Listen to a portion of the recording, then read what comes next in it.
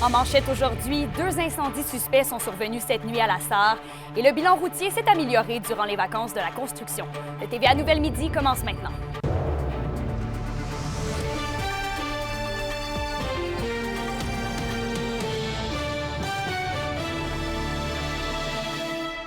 Bonjour tout le monde et bienvenue au TVA Midi. 2 incendies suspects ont été déclarés la nuit dernière à la Sarre. Sophie Médiavillard-Rivard était sur place et présentement, oui, sur place. Et Sophie, qu'est-ce qu'on sait là, des circonstances des événements pour l'instant? Oui, bien, les pompiers ont été appelés environ vers minuit 45 pour intervenir sur un incendie qui est survenu sur un véhicule tout-terrain situé tout près d'une résidence.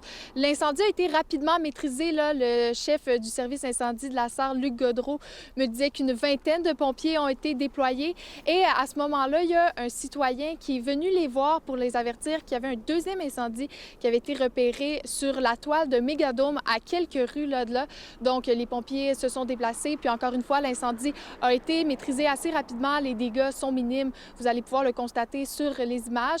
Et il y a une seule personne qui a été blessée, mais très minimement à 2 endroits en tentant d'éteindre le premier feu sur le VTT. Mais elle n'a pas été à l'hôpital là, et elle va bien. La Sûreté du Québec a lancé une enquête puisque les incendies sont considérés suspects. Je vous laisse entendre le sergent Jean-Raphaël Drolet par rapport à tout ça.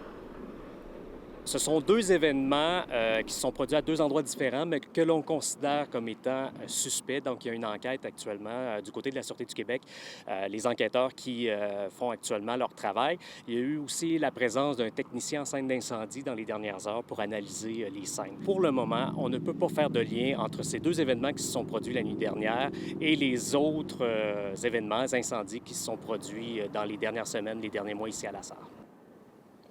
Donc, vous venez de l'entendre, il y a effectivement plusieurs incendies qui se sont produits dans les derniers mois à la Sarre, des incendies assez importants, notamment on parle du restaurant Léo Pizza, du cinéma, également de des logements et d'autres commerces aussi, là, plus tôt dans l'été.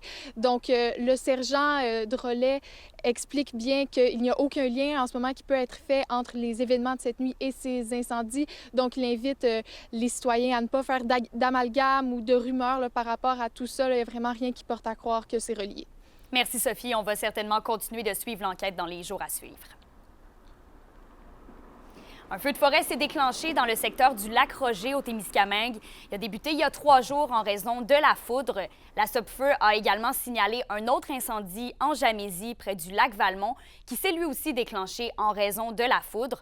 Pour le moment, les 2 feux sont maîtrisés par les unités de gestion de Rouyn-Noranda et du mont Plamondon.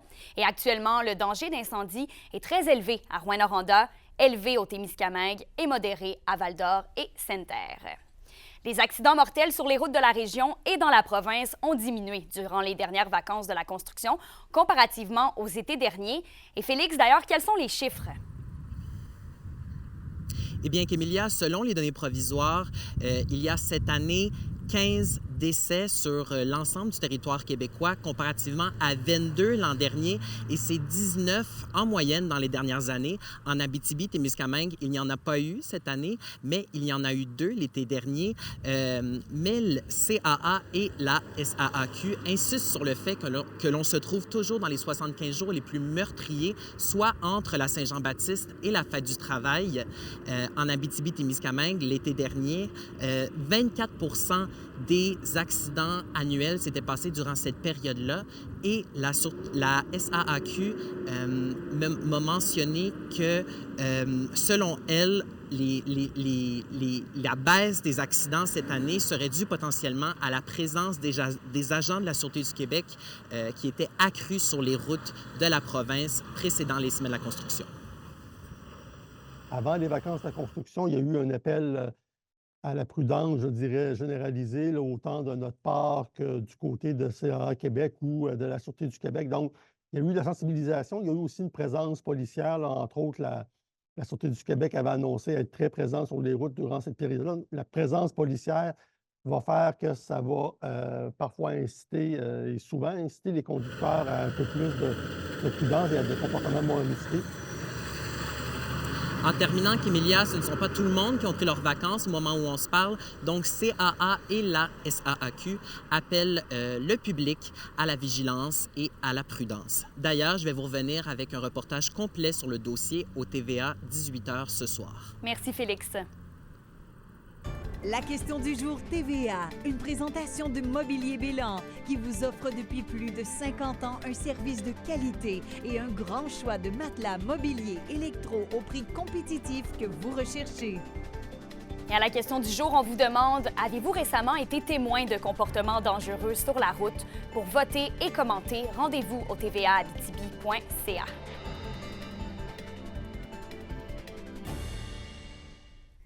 Eh bien, bonne nouvelle pour les étudiants du cégep de l'Abitibi-Témiscamingue. La liste d'attente pour une place en résidence compte seulement que quelques dizaines de noms, alors que plus de 400 étudiants avaient fait une demande d'une chambre dans les résidences du cégep. La liste des garçons est vide et celle des filles ne comprend plus que 30 noms. La direction du cégep estime que la situation est réjouissante, mais rappelle qu'elle est toujours à la recherche de chambres et d'appartements à louer. En ce qui concerne la protection du caribou, le gouvernement fédéral prolonge la période de consultation pour un décret d'urgence. Dans une déclaration, le ministre Stephen Guilbeault mentionne qu'après les demandes de plusieurs communautés autochtones du Québec, les consultations seront prolongées de 4 semaines, soit jusqu'au 15 septembre. Le temps supplémentaire devrait permettre aux parties prenantes de participer adéquatement à l'exercice. Ottawa espère aussi que Québec en profitera pour présenter une stratégie globale pour protéger le caribou boréal. La harde de Val-d'Or est d'ailleurs visée par ce futur décret d'urgence.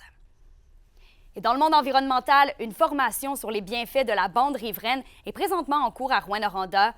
Les propriétaires de maisons ou de chalets sur le bord de l'eau sont conviés cet avant-midi à une formation au lac Opasatika.